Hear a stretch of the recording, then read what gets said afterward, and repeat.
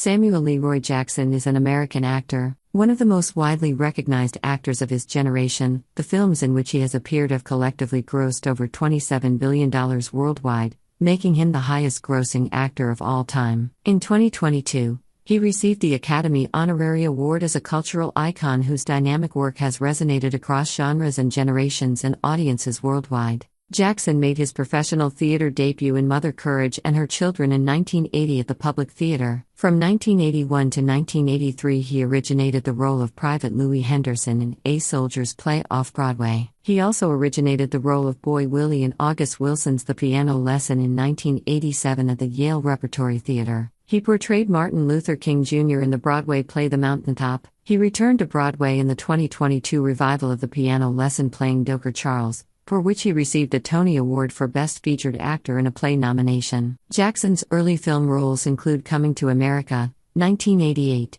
Juice, 1992, True Romance, 1993, Menace to Society, 1993, and Fresh, 1994. His collaborations with Spike Lee led to greater prominence with films such as School Daze, 1988, Do the Right Thing, 1989, Mo Better Blues, Jungle Fever, 1991, Old Boy, 2013, and Chirac, 2015. Jackson's breakout performance was as Jules Winfield in Quentin Tarantino's crime drama Pulp Fiction, 1994, which earned him a BAFTA Award win and a nomination for the Academy Award for Best Supporting Actor. He further collaborated with Tarantino, acting in Jackie Brown, 1997, Kill Bill, Volume 2, 2004, Django Unchained, 2012, and The Hateful Eight, 2015. He also gained widespread recognition as the Jedi Mace Windu in the Star Wars prequel trilogy, 1999 to 2005, and Nick Fury in 11 Marvel Cinematic Universe films, beginning with Iron Man, 2008, as well as guest starring in the ABC series Agents of S.H.I.E.L.D.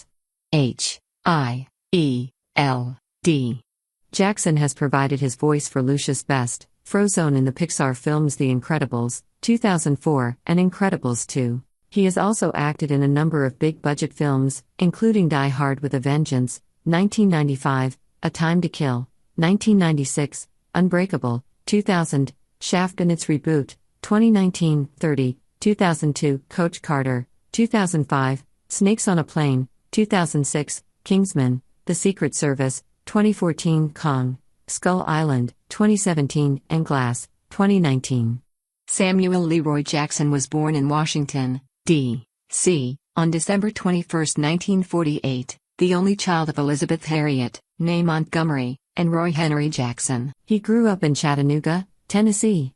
His father lived away from the family in Kansas City, Missouri, and later died of alcoholism. Jackson met him only twice during his life. He was raised by his mother, a factory worker and later a supplies buyer for a mental institution. He was also raised by his maternal grandparents, Edgar and Pearl Montgomery, as well as extended family. According to DNA tests, Jackson partially descends from the Benga people of Gabon, and he became a naturalized citizen of Gabon in 2019. He attended several segregated schools and graduated from Riverside High School in Chattanooga.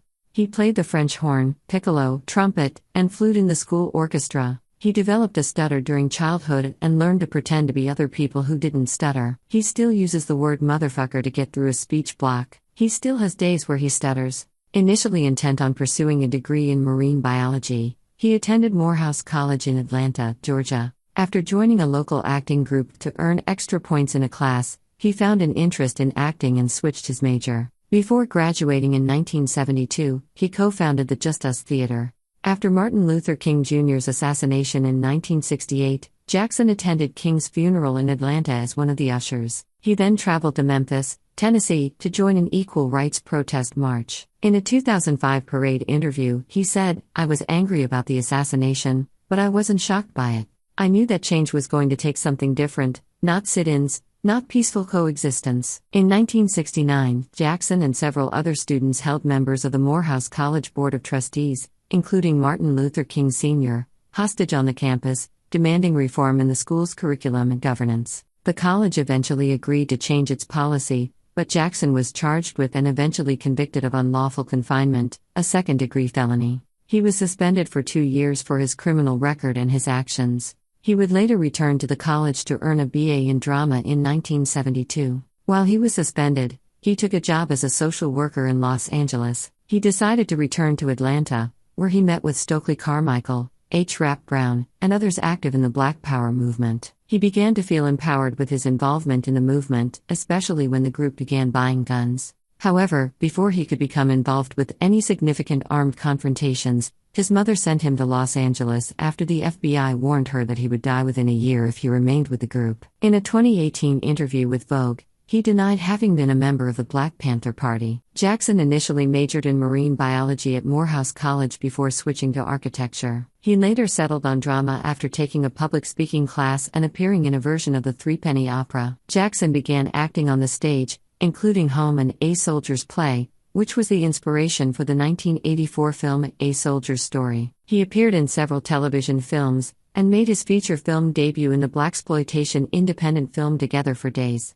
After these initial roles, Jackson moved from Atlanta to New York City in 1976, and spent the next decade appearing in stage plays, including the premieres of The Piano Lesson and Two Trains running at the Yale Repertory Theater. To supplement his income while auditioning, he worked at the Manhattan Plaza apartment complex as an overnight security guard. Jackson developed addictions to alcohol and cocaine, which prevented him from proceeding with the two plays to Broadway. Actors Charles S. Dutton and Anthony Chisholm took his place. After a 1981 performance in the play A Soldier's Play, Jackson was introduced to director Spike Lee, who cast him for small roles in School Days, 1988, and Do the Right Thing. He also worked for 3 years as a stand-in for Bill Cosby on The Cosby Show. Throughout his early film career, mainly in minimal roles in films such as Coming to America, 1988, and various television films, Jackson was mentored by Morgan Freeman. Jackson played a minor role in the 1990 Martin Scorsese film Goodfellas,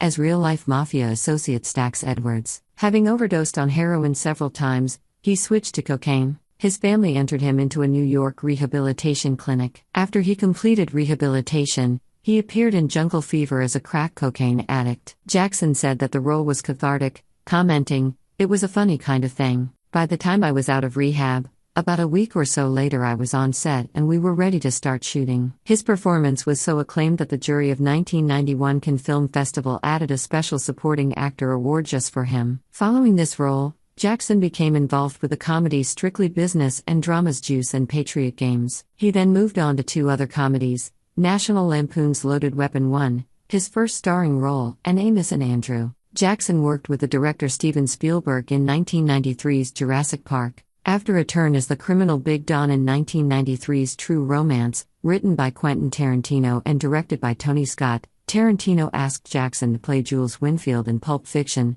1994. Jackson was surprised to learn that the part had been specifically written for him. "To know that somebody had written something like Jules for me. I was overwhelmed, thankful, arrogant, this whole combination of things that you could be, knowing that somebody's going to give you an opportunity like that." Pulp Fiction, Jackson's 30th film, made him internationally recognized and he received praise from critics. Entertainment Weekly wrote, "As superb as Travolta, Willis, and Keitel are, the actor who reigns over Pulp Fiction is Samuel L. Jackson." Well, Samuel L. Jackson has taken to his Instagram to pay an emotional tribute to his friend and co-star, Richard Roundtree, who tragically passed away after a short battle with pancreatic cancer. Well guys, what are your thoughts? Do tell us. Thanks for watching.